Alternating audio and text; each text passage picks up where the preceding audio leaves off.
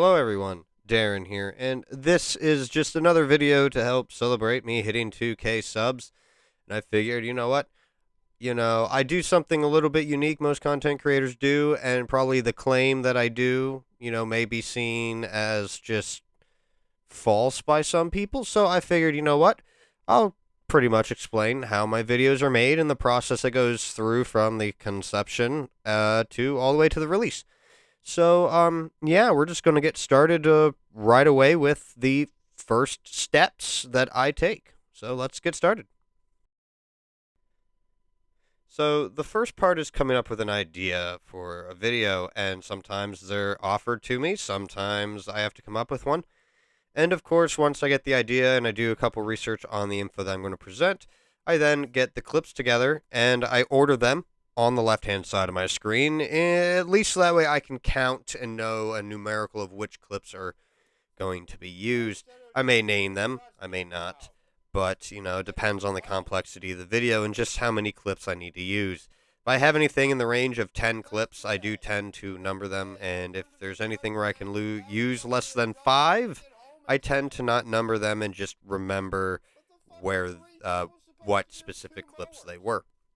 And then I go and bring them into the next step of dropping them into the Filmora program.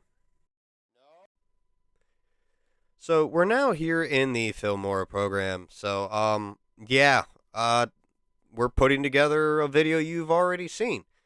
So, and because I already cleared space on my computer, you see that there's some errors. Well, yeah, but nonetheless, you could see the setup is still there.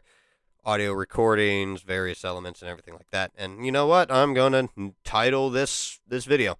So I go in and I edit everything in Filmora. I did pay the money to use it. I don't have the Adobe software access anymore, so I can't use Premiere. But that doesn't matter. This is just as good for the most part.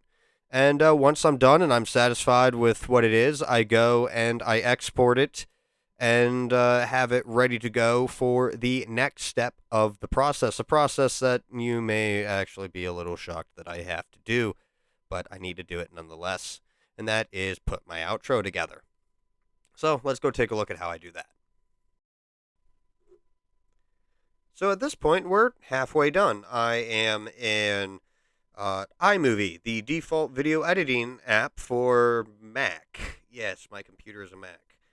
So, I go in and I take the exported clip from Filmora and I drop it in here. And the whole reason I do this is because it has a specific outro that I use. For some reason, there is no scrolling text effect that I like or anything at all.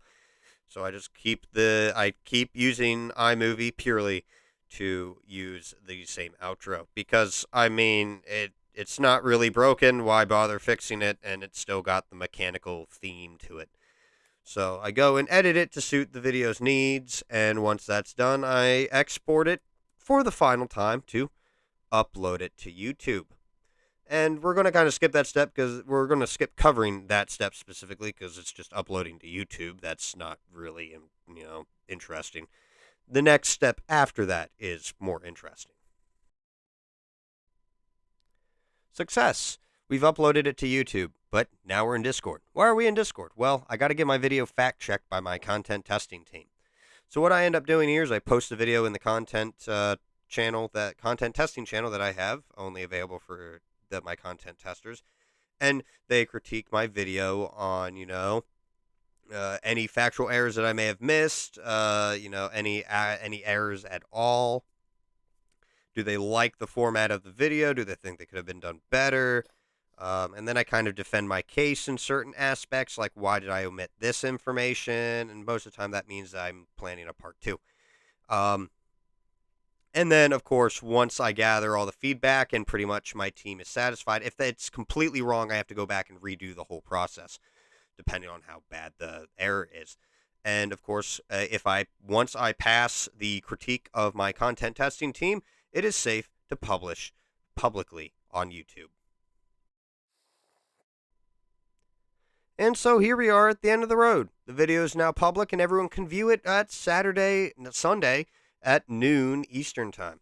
That's pretty much it for this process. Again, this is why I don't put out more of these types of videos more than once a week because the process is pretty long and drawn out.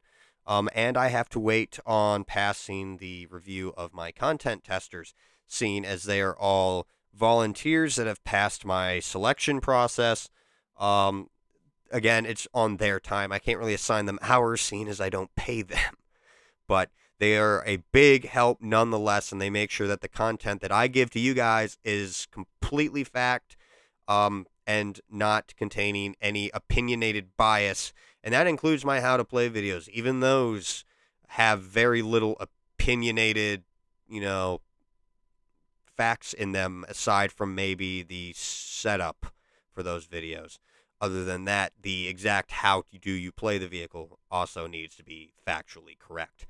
But that's going to do it for this video. I'd like to thank you all for watching. If you enjoyed this video, hit that thumbs up. And if you want to see more videos like this one, don't forget to subscribe. But until next time, this has been Darren of WoTC Academy. And thank you for helping me hit 2K subs. Here's to the next 1,000.